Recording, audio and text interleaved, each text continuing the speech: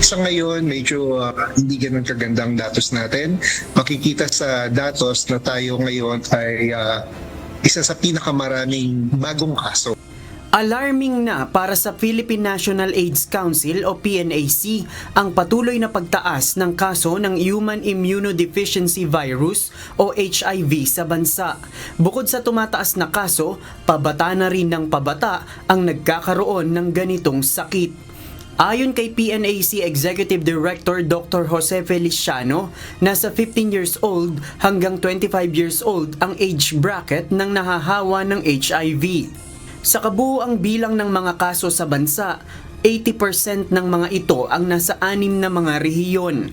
Pangunahin dito ang National Capital Region, sunod ang Calabarzon, Region 3, Region 6, Region 7 at Region 11.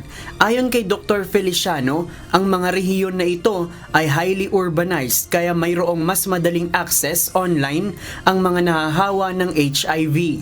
Madali anyang nakakakuha ng mga sexual partner ang mga may access sa internet. Ayon sa PNAC, lalo pang dapat mapalawig ang information campaign tungkol sa HIV upang ito'y maiwasan. Medyo mababa ang informasyon tungkol sa HIV and AIDS. No? Mababa ang kanilang kaalaman. Sa pagkakaroon ng tamang kaalaman tungkol sa HIV, ay magkakaroon sila ng pagkakataon upang proteksyonan ang kanilang sarili. Hinihikayat din ng PNAC ang mga nakakaramdam ng sintomas ng HIV na magpasuri. Mas mainam nila ito para makatiyak sa estado ng kanilang kalusugan. Dapat din anyang itigil ang social stigma kung saan pinangdidirihan ang mga may HIV at sa halip ay dapat silang tulungan upang makapagpagamot. JP Nunez, UNTV, News and Rescue.